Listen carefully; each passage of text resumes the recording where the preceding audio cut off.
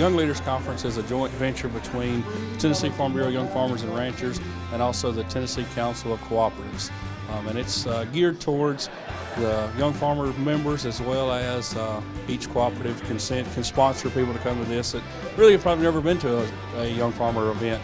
And so it helps us get some publicity for young farmers, and it also helps us to fine-tune the leadership skills for young people all across the state that may come from different walks of life, not only agriculture, and they get to see a little bit of what we do as young farmers, and also we kind of get to introduce them to maybe the agricultural world. I have always said that this is my favorite conference that I come to with Farm Bureau. I just love that I get to learn what's going on at the national, state level in legislation.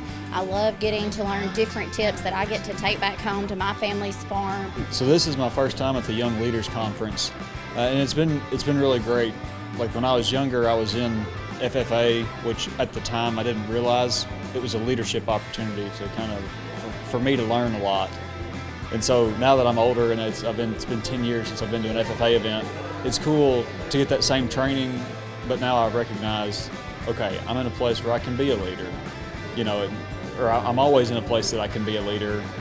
And the events like this help to refine those make me see those opportunities. Just the ability to learn new things and kind of get more involved with Farm Bureau and everything that we do.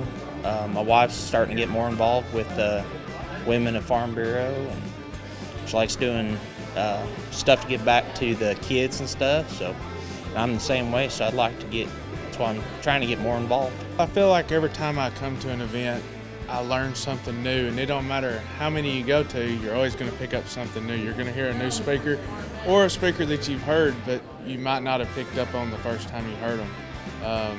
It's really good to continue to go and continue to learn new things to carry back home to my operation and my community. We start on Friday afternoon with a tour of a farm or an educational facility, and then we transition right into speakers and a little fun, and continue on with speakers, and also helping the people that are attending kind of intermingle and network across the state. It is such an honor to speak with this fine young people group because they are our future in terms of agriculture. I think it's a great profession, the number one profession in the world, agriculture, feeding the people. What is more noble than feeding the people? I think it is very important for all these young leaders, because I was in their shoe once, and so I think it's very important to understand how important agriculture is to start with, and that it is being protected, and that we do need young leaders in ag crime.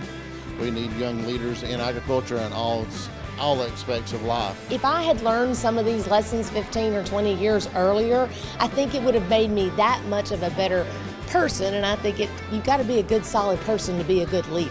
So my hope is that maybe they can take a few of my key learnings away, apply them to their life without having to go through a traumatic experience, and be just better people, friends, family members, and leaders in their community. When we think about the future of agriculture and the future of agribusinesses, learning how to lead, understanding our role in the communities, and this program not only teaches important skills for their farming operation, but it teaches them to be even better citizens.